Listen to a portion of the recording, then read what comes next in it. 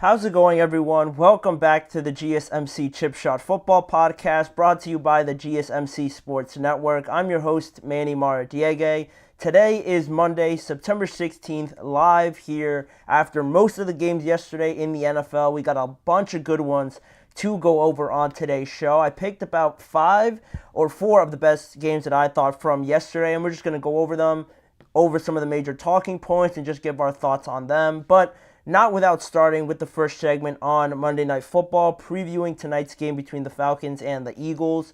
Then, in the following segment, we're going to get into one of those games, the Bengals and the Chiefs game, arguably one of the best or the best of the entire weekend. So there's a lot to talk about there that we will get into. Not before, though, like I always like to remind you guys, if you have any questions or comments or any opinions you'd like to share on a lot of the games that happen or will be happening as the season go on, please let us know. Don't hesitate to drop anything you'd like to say in the chat. Now, if your input and your insight is a big part of what makes this show great, and we always thrive on your energy and your insights on whatever you guys have to say. And now, to make it absolutely sure that your message stands out and gets featured on the air, there's an easy way to do that. Just use the super chat feature available to you guys now. Just click the $ at the bottom of the chat box to send in your super chat. This way, it guarantees that your message gets on the air, and it's also a fantastic way to support our channel. We rely on your support to keep bringing you the sports content you love, and we appreciate every bit of it. So go ahead, let us know what you're thinking, hit the super chat button, and let's keep this show as interactive and as exciting as possible. But if you do prefer, we still have the alternate method, the tip and donations link, gsmcpodcast.net, where you could still tip, donate, and leave a question or comment there if you prefer. We couldn't do this without your amazing support, and we're so thankful to have you guys as part of our community, always staying involved in all of our live shows here at the network. But with that being said, now we can jump into our first segment, not talking about this past weekend just yet, but what we have in store for us tonight, the Monday Night Football game between the Eagles and the Atlanta Falcons, the last game of Week 2 tonight. The Falcons traveling to Philadelphia. Kickoff is at 8:15 p.m. Eastern Time on ESPN. Falcons coming in 0-1, and the Eagles coming into this matchup on the other side of that 1-0. Starting off with the Eagles and just a bit of an overview, some pretty big injury news, and we're going to start with that. A.J. Brown was listed as questionable heading into this game off of the back of last week, Friday into Saturday. But then it all developed quickly, and A.J. Brown was and is ruled out for tonight's game. So that's huge, big news for the Eagles and how potent their offense is. It's going to lose a bit of their punch with A.J. Brown now being sidelined. But regardless of that, going over some of the talking points about the Eagles, they're coming off of that big 34-29 win in Brazil over the Green Bay Packers. Dominant performance from Saquon Barkley, obviously, with 3 total touchdowns, 109 rushing yards, and really just asserting his dominance in that game. And what a better way to kind of show what kind of player the Eagles are obviously getting in Saquon Barkley, right? But overall, with that being the case and with them ultimately winning, it's all great, it seems, but it wasn't all perfect or all as ideal as you would have liked, because Jalen Hurts struggled a bit in this game. You know, he wasn't the reason why they won, but he also wasn't the reason why they lost. But regardless of that, you know, he played and he recorded 2 interceptions in this game, had a couple of questionable decisions and a couple of questionable throws that luckily didn't really affect the Eagles too much apart from those 2 interceptions. So I don't want to say they were lucky to be 1-0 at this point, but it certainly could have gone the other way if not for their defense. I'll be interested to see how well they play now into this game, if they're able to keep that same mentality. And also, sticking with that defense, Vic Fangio, I thought he played very well in his debut as the new defensive coordinator for the Eagles. On the other side of the ball, Kellen Moore as well, I thought had a great debut, great starting game for the Eagles as well as the offensive coordinator now. And I thought specifically with Kellen Moore, with how much talent this team has, they had to find something else that kind of made them stand out, right? Had to find something that they could go to when talent isn't good enough, right? Because talent, not only everybody says it, that everybody in the NFL is talented. And while that might be the case, this Eagles team has been talented for some time now, right? They've had Jalen for a while. They might not have had Saquon, but the running game was still very dominant with that dynamic of the option, the RPOs, and everything like that. AJ, Devontae Smith, Dallas Goedert, that offensive line, probably the biggest reason why they've been so dominant. And they've been talented already for so many years, back to their Super Bowl run, continuing that on with the same group of guys for the most part up until now. And still now, they're almost there, coming off of the back of last season where they just crashed out of the playoffs. They needed to find something else that distinguished them from the rest of the NFC, because the NFC is very, very just like all over the place right now. You have the Cardinals blowing out the Rams. In another sense, the Bucs are now 2-0 going into Detroit and beating them. The Packers get a win without their starting quarterback. The Bears, who I think everybody had a lot of expectations for, are also 0-2, and the Vikings with Sam Darnold are 2-0. So the NFC is very much all over the place, and the Eagles, I thought, needed to find something that distinguished them, and I think Kellen Moore and Vic Fangio as well with that can be a huge piece to that. And with Kellen Moore especially, a lot of the pre-snap motions, the action to kind of get Jalen Hurts in a better position to diagnose what is in front of him, right? With the motions, with the different formations, the moving pockets and whatnot. All of that kind of helps Jalen decipher what's in front of him. Motions, kind of give away whether it's man or zone coverage, depending on how well the opposing defense schemes it up and whatnot. But overall, I think that could help Jalen Hurts a lot. And we saw a lot of that we didn't see last year with this offense. So very happy to see that. I like the Eagles offense, but heading into this game without A.J. Brown could be something that, throws everything off potentially. Then on the other side of the ball, the Atlanta Falcons coming in, no real injuries to worry about. They're all pretty much healthy, coming off of that 18-10 loss at home to the Pittsburgh Steelers, where their defense played as well as you would have liked. They didn't give up a touchdown, but they ended up losing the game. More so just on the offense, right? Only putting up 10 points and getting shut out in the second half. Not a good look to where this offense, I and a lot of people spoke about it all season, should have been the strong point, whereas the defense probably was a little bit 50-50, but already in one game, we've seen how the defense has stood up, albeit against the Steelers offense. Steelers offense, Eagles offense, very different, obviously, in their approaches and talent on that side of the ball, quite frankly. So we'll see how they hold up right now in this game, just hours away from kicking off. But sticking to that defense, I really liked the dynamic of Justin Simmons and Jesse Bates.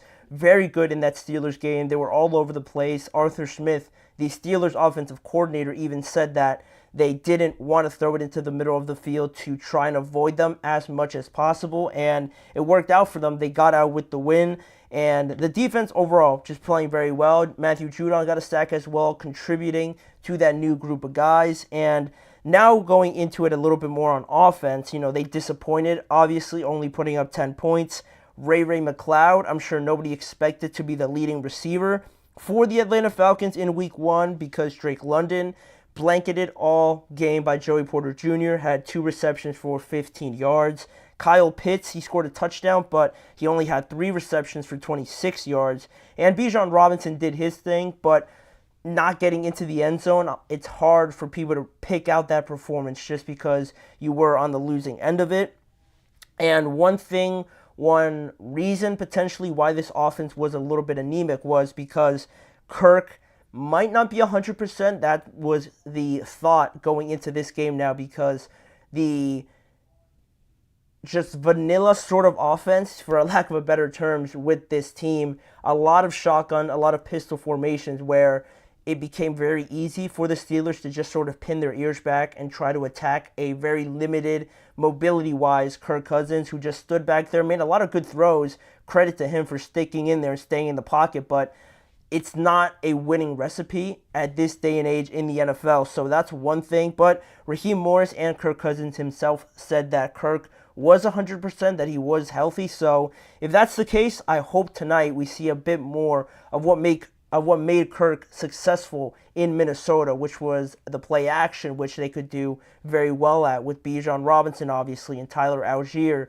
Their offensive line is better at run blocking than pass protection. So I'm trying to see more of that. I'm trying to see Kirk under center, running some rollouts, some play action, some bootlegs, some motions. I want to see the whole thing tonight, not just Kirk sitting back there, hiking the ball and having Jalen Carter and Jordan Davis and Sweat come after him, because he's just going to be sitting there, and we're going to see more of the same from last week. And off of that point, just to go over all of this news, and something else that was actually kind of interesting that I wanted to make sure I got in here in this segment. Last year, Kirk Cousins with the Minnesota Vikings played Philadelphia in week 2 as well last week in 2020, or last year in 2023 in week 2, and he had a very good game. He had a great game, actually. 364 yards, 4 touchdowns in a 34-28 loss.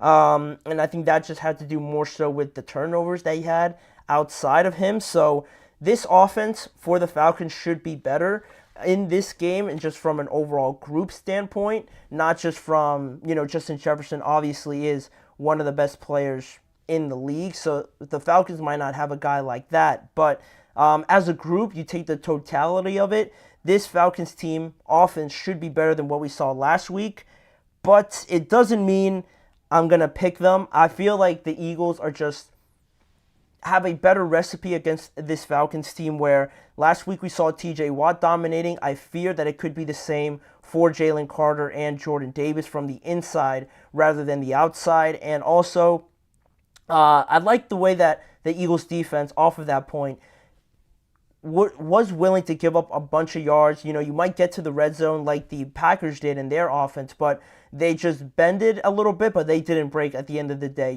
They only gave up field goals, even through turnovers from Jalen Hurts. They only gave up field goals in the end. They really bunkered down in the red zone, and I think that's going to make a big difference. I'm going to go with the Eagles tonight. I think they have enough to get over this challenge that the Atlanta Falcons pose, sending them to 2-0, and unfortunately for the Falcons and how that division is going, I feel like they're going to go to 0-2 tonight and try to get a win the following week against the Kansas City Chiefs at home. Those are my predictions. Let me know what you guys think of them, and also make sure to drop your predictions leading up into the game tonight. But now that we have gotten that out of the way, we're going to recap all of the games, most of the games from yesterday. A lot of good ones, starting with the Bengals and the Kansas City Chiefs in the next segment. A 26-25 win for the Chiefs on a last-second field goal for Harrison Butker. We're going to go into how that all happened and whether or not the Bengals gave this game away or the Chiefs won this game and stole it from the Cincinnati Bengals. So that is coming up right after the break. You're listening to the GSMC Chip Shot Football Podcast. I feel like I'm losing my mind. Is everybody in the world blind? Please, Lord, give me a sign, a sign. I feel like I'm losing my mind. Is everybody in the world blind? Please, Lord, give me a sign, a sign.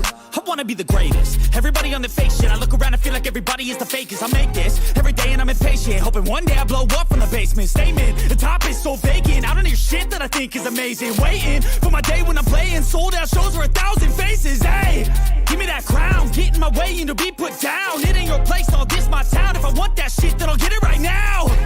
I'm losing it, the noose it fits, I'm losing shit. A stupid myth, you choose to live or choose to dip. You choose to fight or lose your grip and lose a gift. I feel like I'm losing my mind. Is everybody in the world blind? Please, Lord, give me a sign, a sign. I feel like I'm losing my mind. Is everybody in the world blind? We are back here now on the show to recap one of the games, starting off with the Cincinnati Bengals and the Kansas City Chiefs. Just off of yesterday, a great game, arguably the best game of the entire slate from yesterday, and it was a good one based on the opponents, the history, the rivalry. what was said leading up into this game were all talking points on what we brought up here on the show. And, it didn't disappoint. An awesome game between the Bengals and the Chiefs.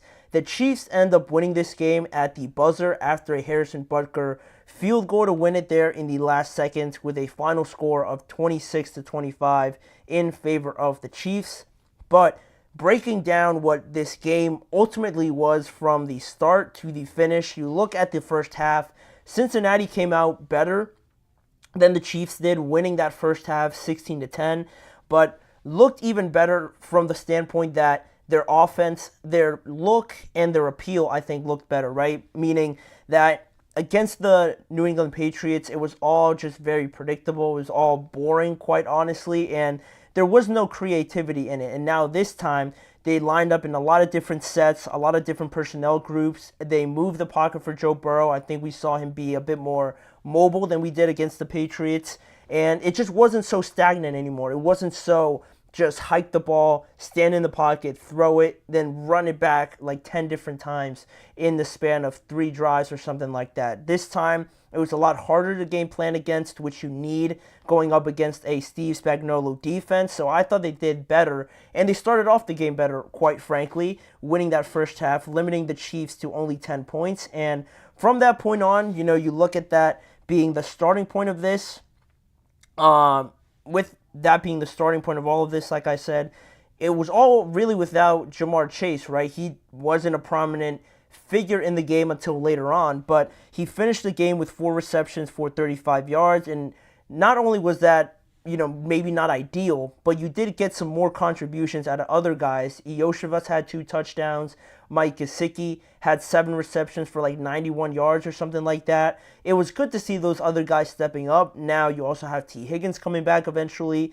That is a good sign, but what wasn't a good sign from this Bengals team, although they were leading, was the fact that in 2 weeks now we are yet to really see this running game being a factor or a contributor at all to their game plan or affecting the game at all, because Zach Moss was their leading rusher with only 12 carries for 34 yards, and it's not like they needed him, it looks like, evidently, because they were in this game the entire time, but I feel like it would have definitely helped a bit more with the game plan and the planning around it and just managing this game better. I would have felt just seeing their running game get a little bit going in this second week after, falling flat the first week. So that was a bit of a disappointing, but regardless of that, they had the lead going into the first half. And then after that, most of the action came in the fourth quarter. There wasn't much other than a few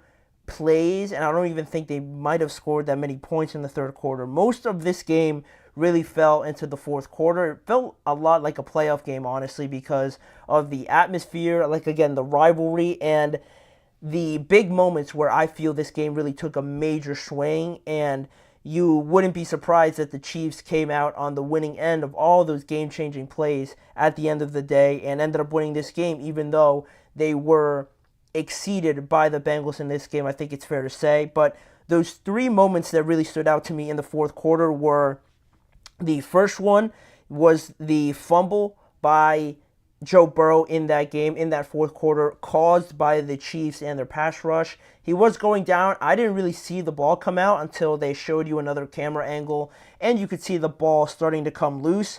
Big play. The Chiefs scoop it up. They score on it. Nobody really made a big deal out of it, just because it looked pretty clear from on the field. So that was a bit surprising, and that almost turned the tide and gave the Chiefs a big, sigh of relief from the defensive side of the ball to give them the lead at 23-22 to start the fourth quarter. A very good, timely, momentum-switching sort of play for the Chiefs. And then the second moment right after that, the drive right after, where Cincinnati is still trying to regain some of that momentum they ultimately lost on that fumble. They had some momentum going. They were, I think, over midfield by this time, and that's when you got, I think, what a lot of people will be talking about in regards to Jamar Chase in this game. Like I mentioned, not a prominent figure on the field, necessarily to the Bengals and trying to win, but he did affect this game because of that unsportsmanlike conduct flag that was on him because of the way that he spoke to the referee.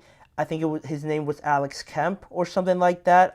I'm not too sure, but the official, I think, let him go for a little bit. Just sticking to this play for a moment, I feel like Ja'Marr Chase at the moment, once he got up and was very animated, like you see there on your screen. This was after the fact they threw the flag, but he got up very animated, started jawing at the ref a little bit. I thought Alex Kemp did a good job of kind of letting him go a little bit, not getting overly emotional with whatever Ja'Marr Chase had to say. But then, he kept going a bit more, and it looked like the official was kind of getting to a point where, enough was enough. But, Ja'Marr Chase kept going. He was very adamant that later on it came out, and he claimed that he felt that was a hip drop tackle by Trent McDuffie, which if you guys see the video anywhere or were watching the game, and you saw the replay, I don't think it was much of a hip drop tackle, but Ja'Marr obviously thought it was. He got very upset about it, plus the just frustration that I'm sure he was feeling throughout the entire game, not really being involved. It all kind of boiled over at that point, and yeah, I like the emotions. I like the fact that he really wants to win. It was all in the best interest for the Cincinnati Bengals, but at that moment, at critical moments in the fourth quarter where you're driving, where you just gave up a fumble return for a touchdown, you can't have something like that happen. It's very rare that you see something like that happen in football. I feel like because the NFL has really tried to cut down on those moments. I can't remember the last time something like that happened. So for it to happen now in this sort of game where the Bengals really wanted to win, really wanted to make a statement and show everyone that last week was such a fluke, that they just come out and beat the Super Bowl, the last Super Bowl winning team at home, on the road, I guess you could say, for the Bengals, I think would have made a huge statement. But this moment, I think, really played a part in doing so. And, it took the Bengals out of field goal range, and they ultimately didn't really get anything out of it. In the end of that, they only ended up kicking a field goal, actually. They were knocked out of potentially, driving or creating a drive to score a touchdown. So they settled for a field goal off of that. And, the final moment was that 2-minute drive by Patrick Mahomes at the end.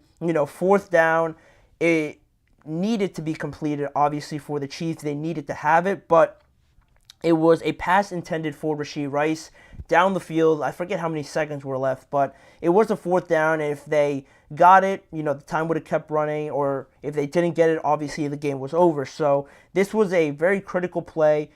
Patrick Mahomes rolls left a little bit, just throws it up to Rashee Rice, trying to get a completion, and I forget the Bengals player's name, the secondary player, but he gets there just a fraction of a second too early. He knocks into Rashee Rice from the back, and, the ball goes flying over their heads, and the officials call a pass interference, which is just a dream for this Chiefs team because, right, a fourth down to get just bailed out completely like that by the officials and just be on the other side of the field where Harrison Butker is as automatic as it gets. It's just a killer, heart-sinking moment for all Bengals fans. And on that play, or that pass interference call, I felt like it was a good call. I thought it was the accurate call to make.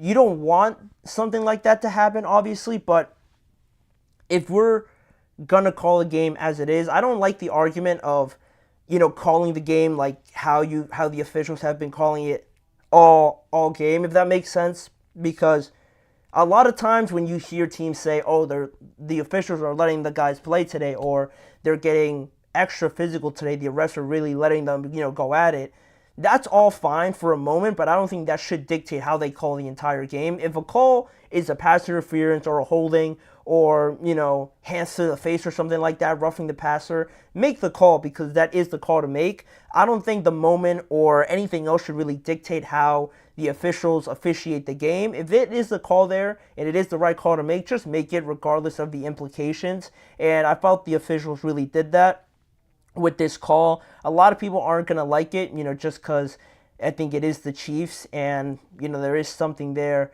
of, the officials. It always feels like they're helping them regardless of what people think. I thought the call was right. So it was a crusher for the Bengals, obviously. They go on to lose the game because of that field goal. But the Chiefs didn't play great in this game. It's weird because the Chiefs Patrick Mahomes had 151 yards, 2 touchdowns, and 2 interceptions.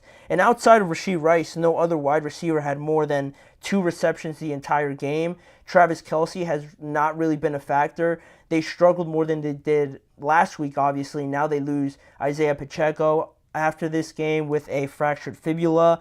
And it's weird because the Chiefs won the game, but you could say that you feel a little bit weird about it, uneasy because you didn't play well. Whereas the Bengals go to 0-2, but after this game, you kind of feel like they should be feeling better. And it's weird because obviously you just lost, but they looked a lot more innovative on offense, getting everybody involved.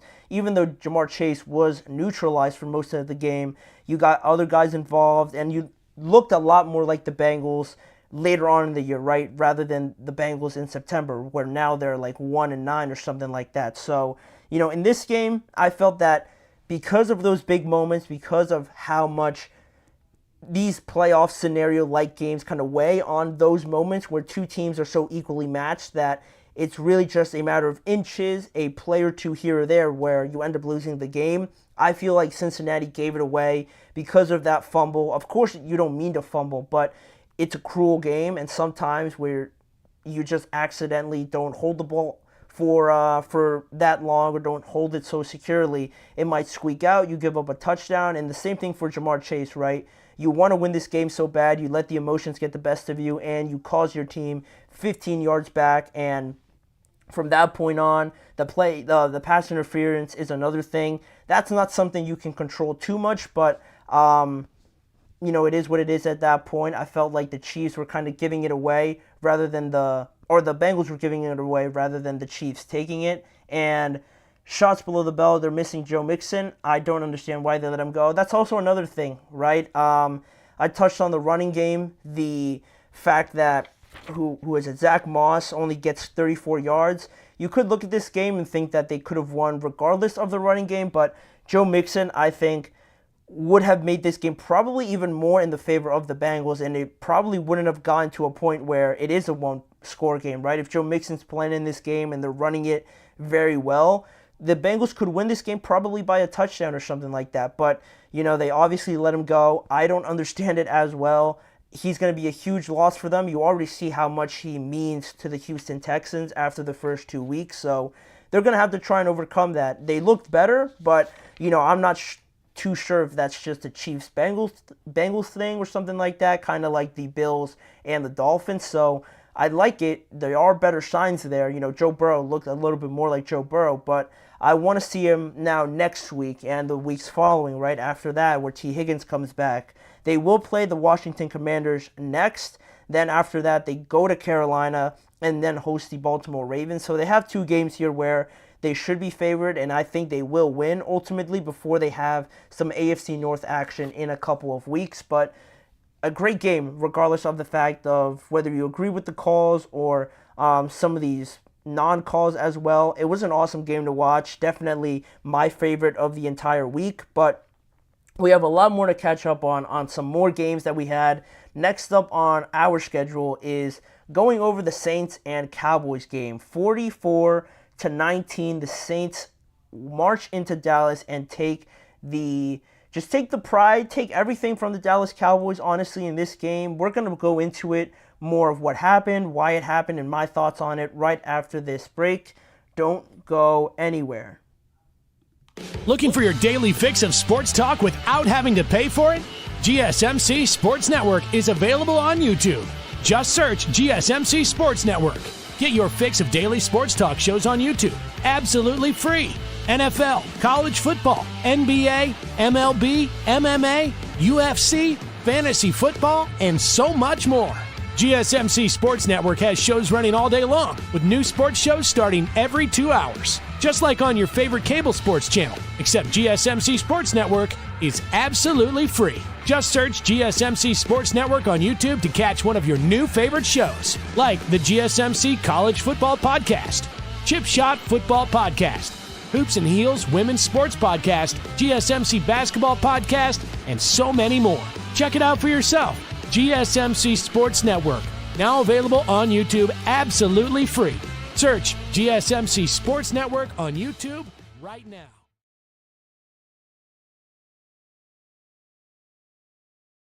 We are back here on the GSMC Chip Shot Football Podcast to discuss another one of the entertaining games. Not one of the better games, I will say, just an entertaining game just for the simple fact that it was so surprising.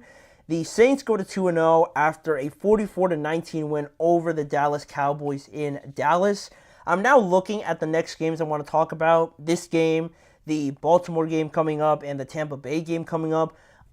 My picks for all these games were wrong, and not that I'm too upset. I'm a little bit upset by it because I picked them all of them wrong, but I'm not too hurt by it just because they were surprising. Some of them were very good games. This one, not so much, because I thought Dallas, coming off of last week in a visit to Cleveland, how they looked, dominating the Cleveland Browns, dominating Deshaun Watson, not letting them do, quite frankly, anything in that game. Now, to come into this game, I will admit, I guess a prisoner of the moment because I was riding high with the Cowboys. Dak just got his new deal. They were able to keep CD after the entire offseason where I've been critiquing them. I was feeling good about the Cowboys, thinking that, wow, a win at Cleveland, it's very impressive. So now you go back home. I wasn't too high on the Saints, honestly, just because they beat the Panthers, and a lot of teams are going to beat the Panthers, so I wasn't too sure about them. But, this home opener for Dallas, it looked like a lot like their last home game of 2023 where they lost similarly to the Green Bay Packers 48-32 back in January. Now they have their next home game right after that, and they again give up 40 plus points this time to the New Orleans Saints, and they scored even less points now. They score 13 points less than they did against the Green Bay Packers, and the Saints win it, behind a huge game from Alvin Kamara, and I actually have that information up here for you guys. In case you didn't watch the game or you stopped watching the game, this is what Alvin Kamara's day sort of looked like, right? 20 carries, 115 rushing yards, 3 rushing touchdowns, 2 receptions for 65 yards, and another receiving touchdown on top of that. Just complete domination. And again, going back to the Packers game in the playoffs, Aaron Jones not having a game up to this level, because I think this is crazy, like 4 touchdowns, almost 200 total yards on the day for Alvin Kamara.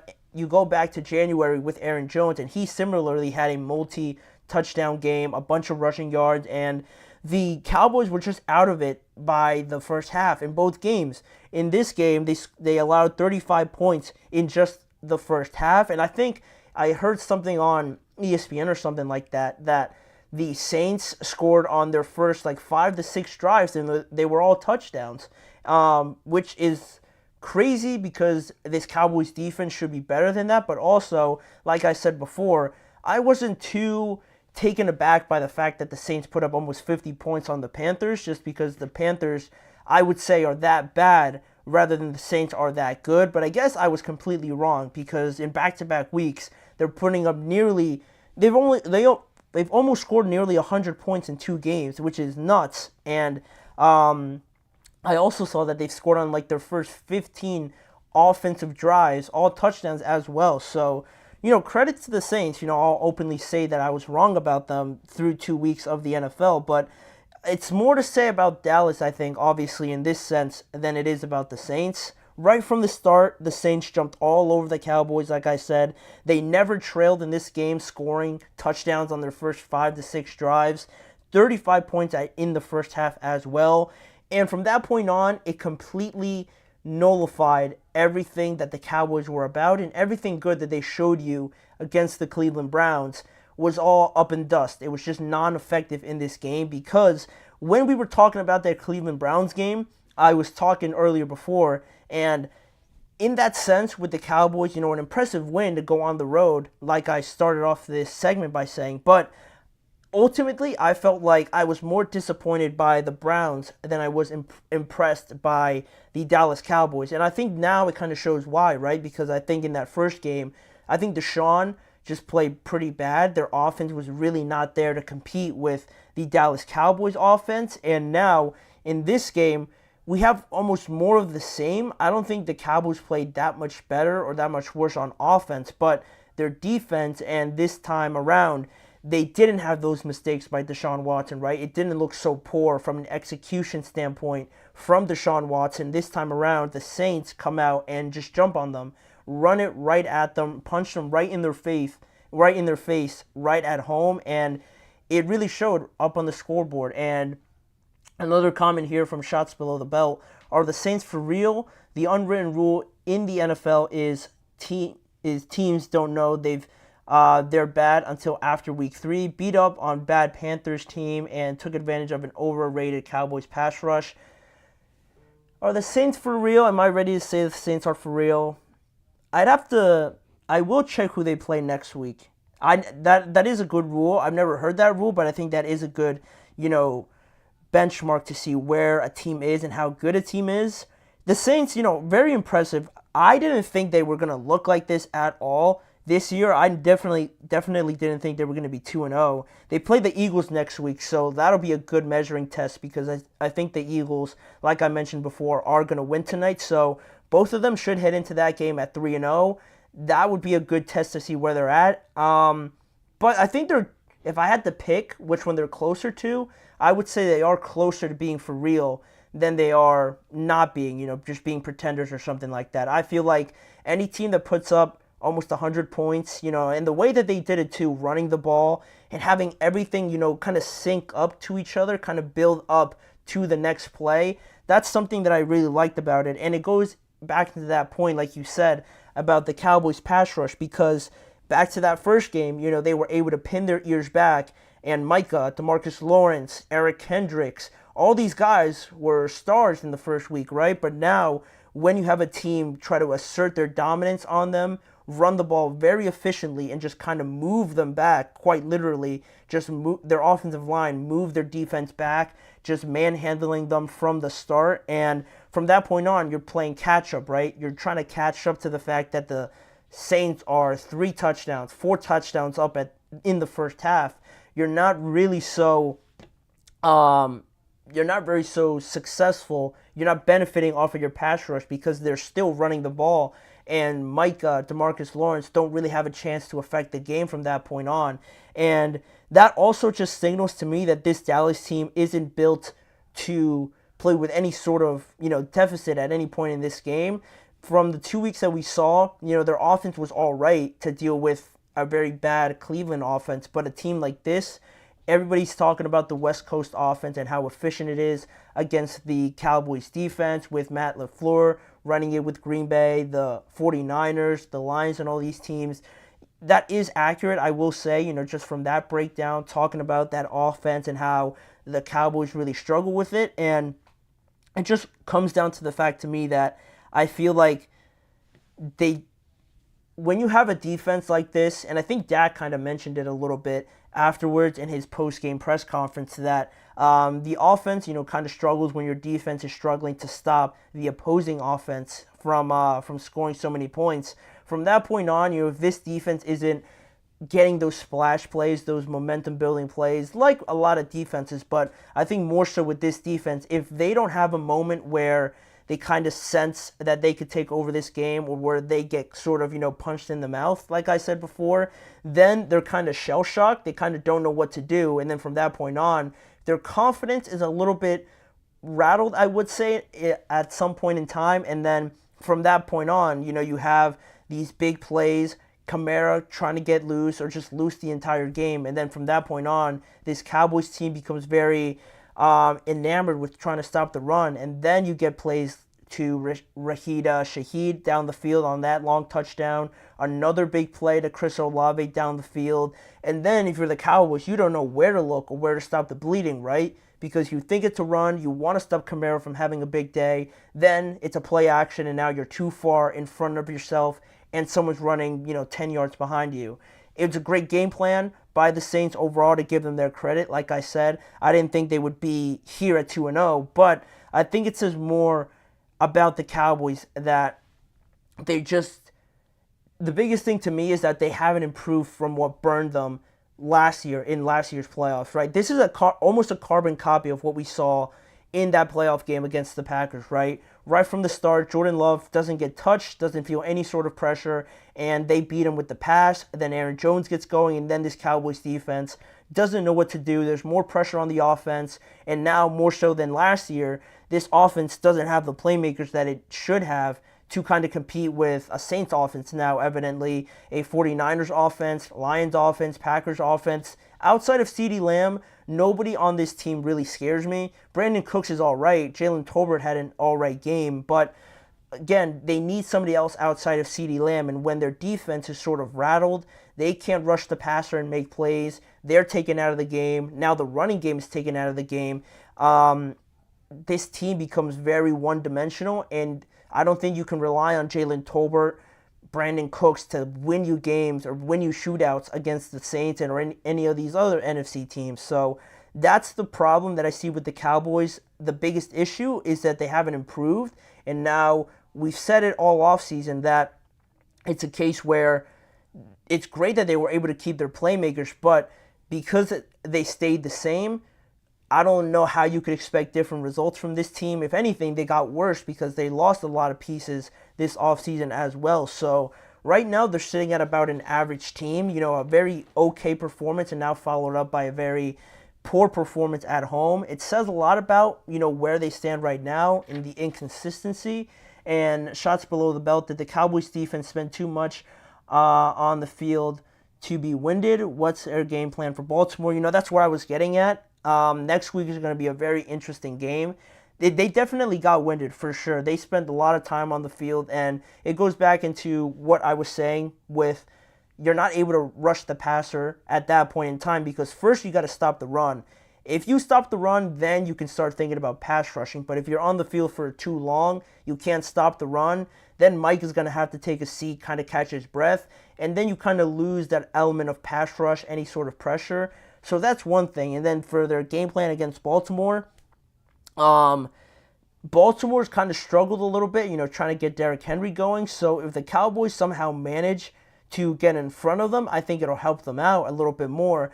Both of these teams, I think, are still struggling to find what they do very well.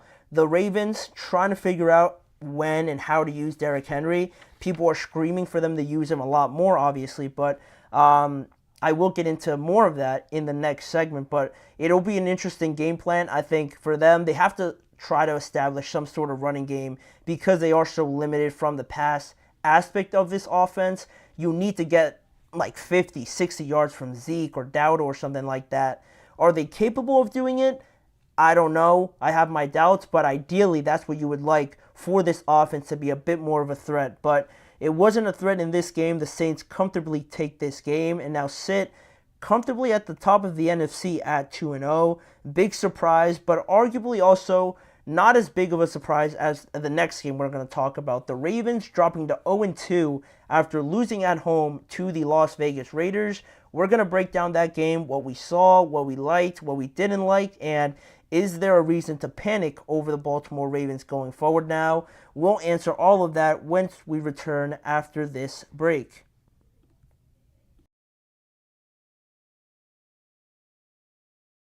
For the best and latest podcasts available anywhere, go to the podcast app on your cell phone and type in GSMC to access free content-rich podcasts on health and wellness, book reviews, sports, entertainment, relationships, social media, movies, technology, finance, and even weird news. Subscribe and download the GSMC Podcast Network's family of shows, available everywhere podcasts are found.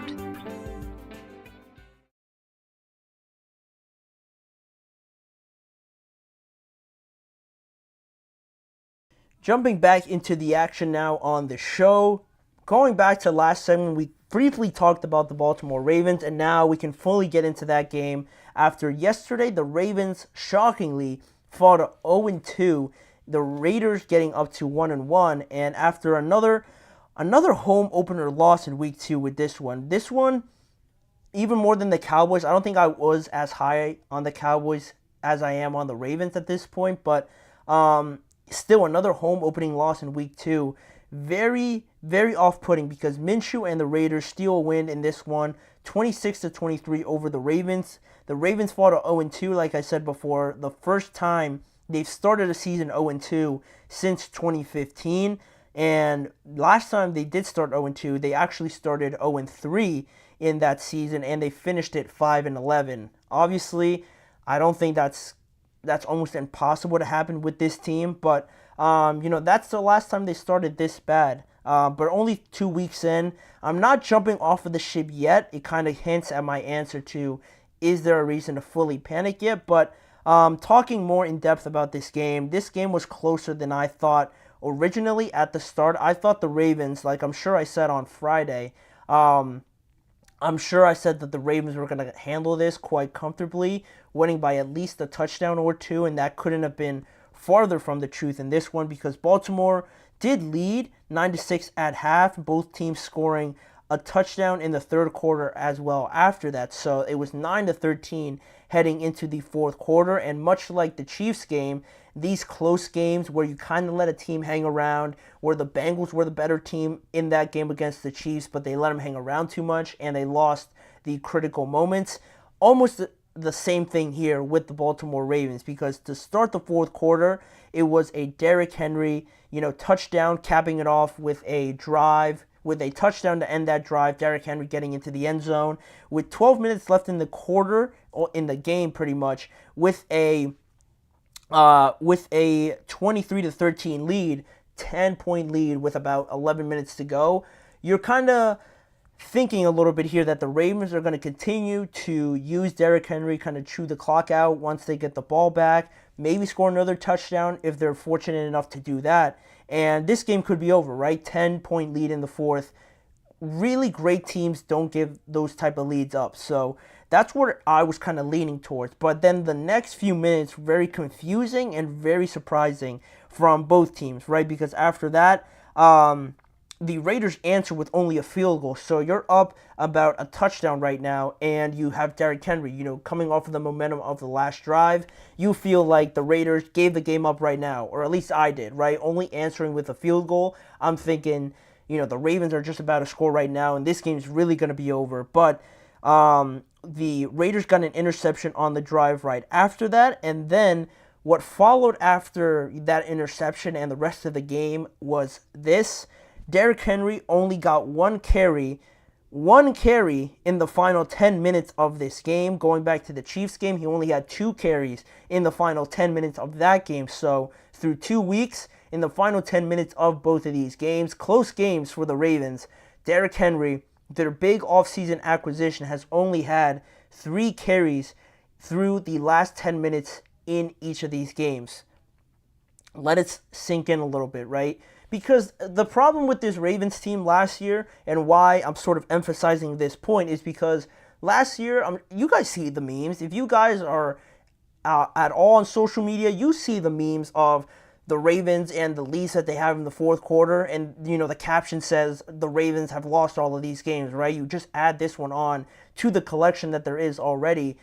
It's obviously a big problem, right? It's obviously something you wanted to work on, even though they had a great record last year. They were the number 1 seed last year. It is a glaring problem that you have to address. They were fortunate to have, I think, a better defense last year to kind of hold off opposing teams' comeback rallies. But now this year, with the loss of Patrick Queen, with the loss of Geno Stone, Jadeveon Clowney's not there anymore, it kind of leaves you vulnerable to these comebacks where you might not have such a dominant defense to hold off this momentum switching drive that the Raiders have. So now that you have Derrick Henry, you're thinking, we have the guy, we have the closer to kind of just demoralize teams, be unstoppable in the run game. And as much as they want to pack the box in, it doesn't matter because we have a great running game. And I guess that goes back to the problem with this offensive line, right? Because they did lose 3 starters. So to make that change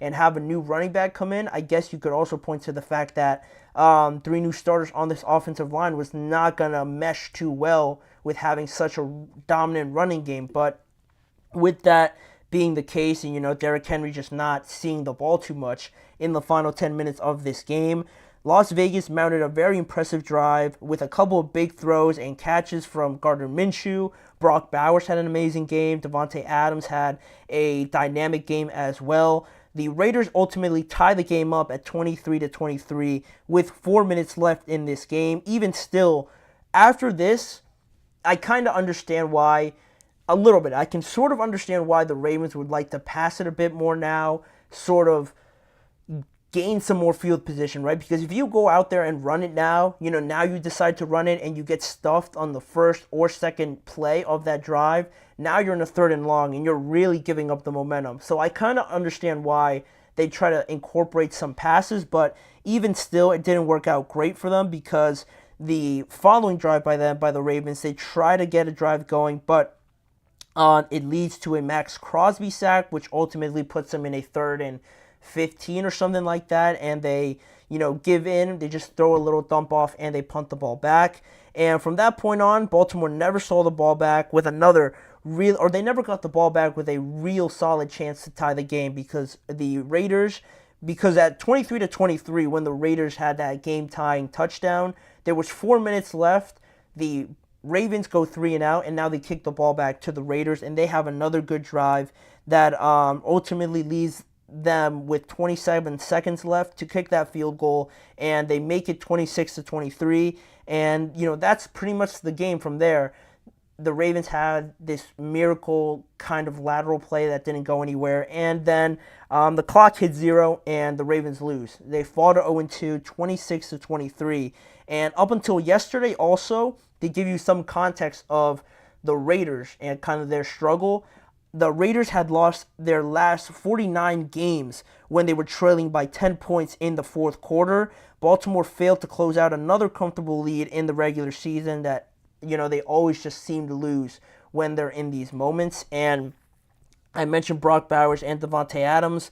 Devontae Adams had 9 receptions for 110 yards and a touchdown. Brock Bowers, similarly, 9 receptions for 98 yards.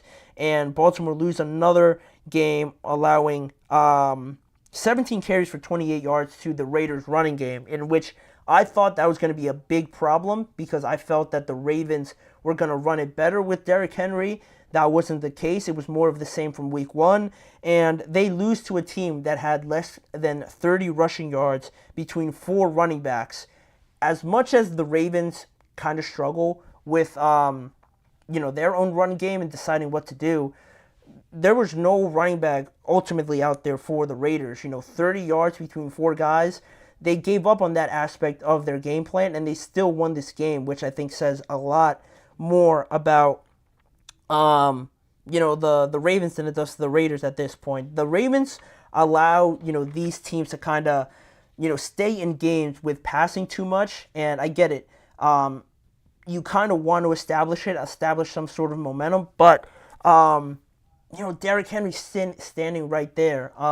Shots below the belt. That was such a bad game for the Ravens. Must win against the Cowboys. It makes it interesting, right? Just talking about the Cowboys and this Ravens team, both coming off of bad losses in different waves. The Cowboys getting blown out.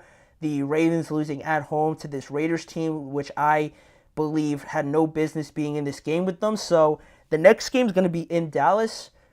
How each of these teams approaches it and how well their defenses play is going to be huge as well. So I'm looking forward to that. It's going to be a must-win more so, I think, for the Ravens, because going to 0-3 is going to be worse than the Cowboys going to 1-2. So that's where we're at with the Ravens right now.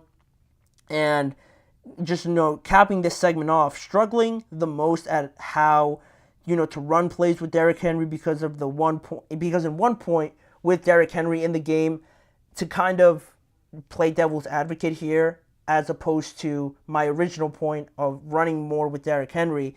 You could look at it as a bit of this offense being predictable, right? At one point, Derrick Henry had 4 carries for -5 yards because opposing defenses know when he's in the game, most likely you're going to run the ball. And the Raiders were all over that. So you don't want to be too obvious with it, right? I think the Ravens, that's their fear a little bit with overdoing it with Derrick Henry. But then on the other side, when they see Justice Hill out there, it's almost always going to be a pass. So you don't want to overdo it with each running back. And I think the biggest point to me is using Derrick Henry. What I mean by using Derrick Henry more is just have him out there and be an emphasis and more emphatic way to go about this offense, right? If that makes sense. You look at Derrick Henry, you don't necessarily just have to run it up the middle with him every time. You could incorporate more RPOs, play actions, option plays. Just try to manipulate the defense. Use Derrick Henry out there to your advantage rather than just simply having him back there and it's a run where we just think we're more dominant than you. We're just going to run it up the middle with Derrick Henry. It has to go deeper than that. Same thing with Justice Hill. If he's in there, you could throw it to him as much as you want, but also manipulate the defense a little bit, right? Hand it off to him a couple times. Have him go off for some big gains. Once they do that, they start to pack it in a little bit more. You start incorporating your tight ends as much as well. Isaiah Likely, there's no reason why he should be targeted 3 times after the game he had in Kansas City. That's another thing. You're not using the play action as much when you allow the Raiders to sit back there and know that the pass is coming. When Derrick Henry's not in the game, then you're doing yourself a disservice, right? You're not using the weapons you have at the maximum disposal. So I'd like the Ravens to kind of figure that out heading into next week, finding a way to use both of their tight ends, more play actions with Derrick Henry, maybe incorporating him in the passing game as well. That's another thing they could do. They need to get this looking a little bit better, because if they lose to the Cowboys after the Cowboys just got destroyed at home, it's going to be even worse for the Ravens, right, at 0-3. So the Ravens, another team that got upset in week 2, and then that leads us into our last segment of today's show, going into the last game I want to talk about quickly. Another team that got sort of upset was the Detroit Lions. Another home upset loss to the Tampa Bay Buccaneers, 20-16. More on that game. What impressed me about the Bucs, are they for real in the NFC? All those questions will be answered right after this break.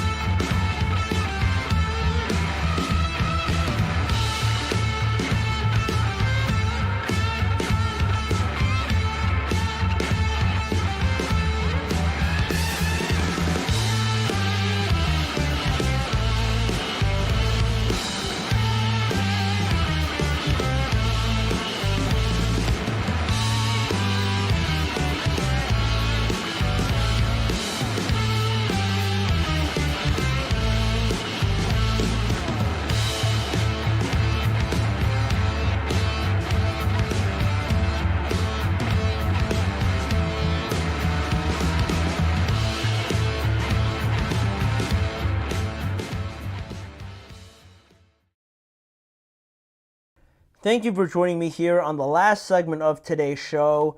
You guessed it, another home upset loss by another team in week 2. This time talking about the Tampa Bay Buccaneers upsetting the Detroit Lions at home with a 20-16 score in a playoff rematch that we saw just yesterday. A playoff rematch of last year's divisional round.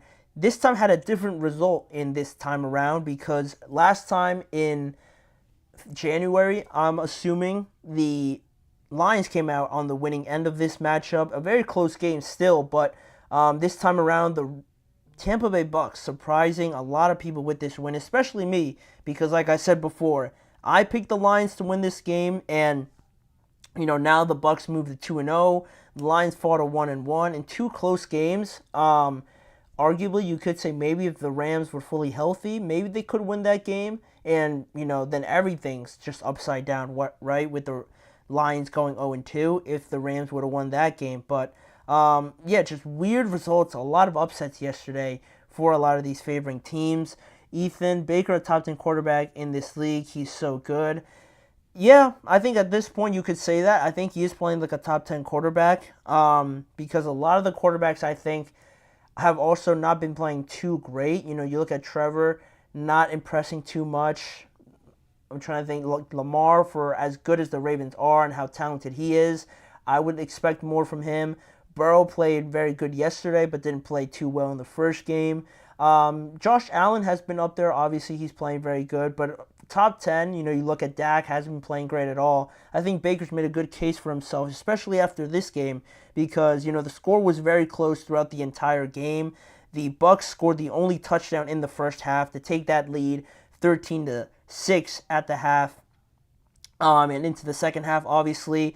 The Lions didn't score a touchdown until the third quarter, towards the end of that third quarter, with David Montgomery getting into the end zone, and that took the lead from the Tampa Bay Buccaneers. Ultimately, that made it 16-13 in favor of the Detroit Lions, after they got a field goal before that, I should have mentioned before. But they had the lead 16-13 heading into the fourth quarter, or actually no, my mistake. They didn't take it into the fourth quarter because with about 40 or 30 seconds left in that third quarter, Baker responded from that touchdown drive from the Lions with an 11-yard rushing touchdown to end the third quarter now officially, 20-16 after three quarters, and then no points were scored in the fourth quarter. Detroit failing to convert on a couple of fourth down plays, and the Bucks defense really holding strong in this one. They win it 20-16 overall. And then, other than the connection to Chris Godwin, which he finished the day with 7 receptions for 117 yards and a touchdown as well, the Bucks really weren't moving the ball all too great. It wasn't until that moment from Baker Mayfield where they kind of string together a drive in the third quarter and he capped it off with that 11-yard rush. The Bucks weren't dominating the Lions to the extent that the Lions were dominating, because you look at their stat line and Jared Goff had over 300 passing yards. He did have 2 interceptions, which doesn't help, but he had over 300 passing yards. Jahmyr Gibbs had 84 rushing yards. Amon-Ra St. Brown had 11 receptions for 119 yards. So if you look at all those numbers, you're thinking that the Lions could have won this game by maybe a touchdown or two, but there was a lot of 20 or something field goals, right? 20-something yard field goal attempts, 30-something yard field goal attempts, because the Lions had no problem getting into the red zone, but at the end of the day, they finished 1 for 7 in the conversion rate for touchdowns in the red zone, right? They only converted on one of them, and a lot of them were just 3 points, and the Bucks stayed in this game until a critical moment, right? Like we just talked about with the Raiders, like we just talked about with the Bengals. They stayed into this game until that critical moment, and they won all those critical moments, right? Baker running it into the end zone, and their defense just continuing their dominance throughout the entire game in the red zone. Going back even to the Eagles at the start of this show, right? Back until their game with the Packers. Dominant defense in the red zone, only giving up 3 points to stay in the game, control the fire, right? Just bend, don't break, ultimately in the end. If you have a good enough team, if you have a good enough quarterback and impressive enough talent on offense, if you're able to do that and the other team is quite frankly just giving the game away, selling it basically, you're going to have an opportunity. And all three of these teams, the Bucks, the Raiders, the Chiefs ultimately also took advantage of that. And from that point on, you look more into this Bucks offense, which is talented, like I said, but they really didn't have a great game. The running game was okay from Rachaad White and Bucky Irving. Only Mike Evans, he was the only wide receiver to have more than 1 reception outside of Chris Godwin. And their defense just played exceptionally well for the Bucks. And the Lions, I'm sure they're going to want to have this game back. I'm sure from how dominant their offensive line is, from how talented they are overall, they're going to be having trouble sleeping just based off of this loss, because in these ugly, tight, just muddy games, you'd expect the Lions to kind of win these games just because of their identity and the running, the relentlessness of the running game. You'd think that these games suit them, so they kind of got beat at their own game here, with the Bucks beating them at home as well. But this kind of brings up the question now: how impressed are we with the Tampa Bay Buccaneers now, and are they for real? I know the question came up of the Saints being for real before, but you could say the same thing about the Bucks. Are they for real now after beating the Commanders comfortably at home, with a better offensive performance. And now this time showing their, variety of this football team on the other side of the ball with their defense, stepping in now as the dominant side of the ball. Their offense, not really all there, not as efficient as they were in week 1, but their defense just, coming in to save the day, holding down the Lions offense. And are the Bucs for real now? To give my answer, I would say I want to see them more in another game, right? Because the Commanders are one thing. This game against the Lions is impressive. I will give them that. Like I said before with the Saints, the win and the way that they beat the Cowboys in Dallas was impressive. Now, next week, when the Saints take on the Eagles in Philadelphia, that's going to be the epitome of a great litmus test for them to potentially go to 3-0 if they beat the Philadelphia Eagles. And similarly for the Tampa Bay Buccaneers.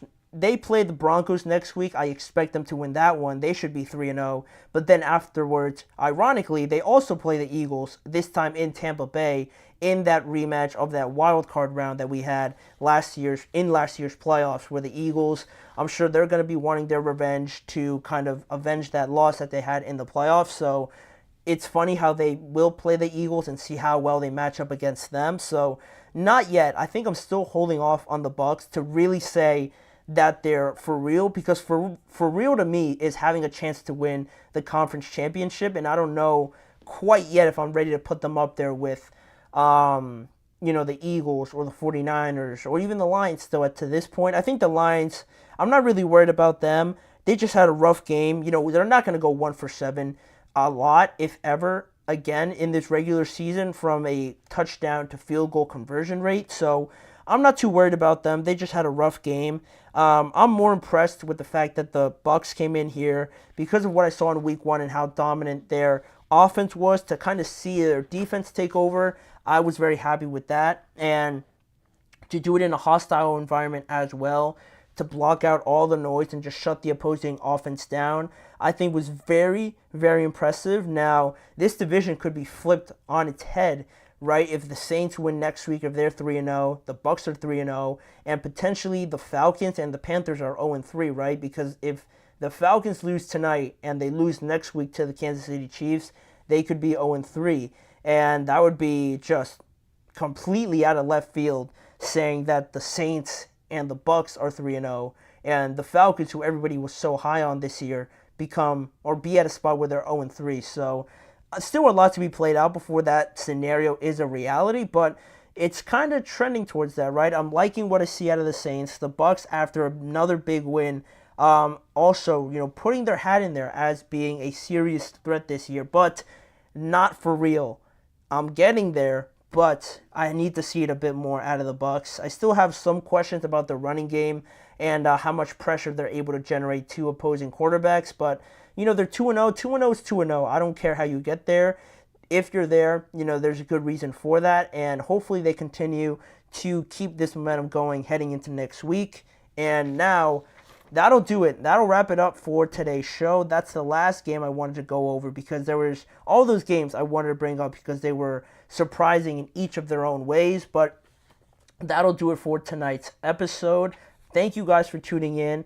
Go check out the Monday Night Football game that is going to kick off in just less than an hour now. But before you do that, please remember to like, follow, and subscribe to the show. Also, follow the network on all forms of social media, and check out more of the GSMC Chip Shot Football podcast on both YouTube channels for a bunch more variety in the type of content that you have around the NFL and this show, covering all the stories and headlines around this great league. And if you like more of these live shows, tune in every weekday at 6:30 p.m. Eastern Time to catch more storylines and NFL topics with me, Manny Maradiaga, as your host. Thanking you for joining me on today's show, and I hope to see you guys back here with me again tomorrow.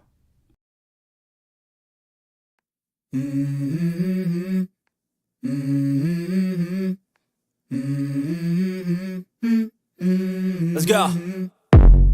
I wake up to a little bit of drool on my pillow, feel like it's gonna be a bad day. Yeah, I'm tired of shit, and the coffee ain't hit yet, damn ain't that great.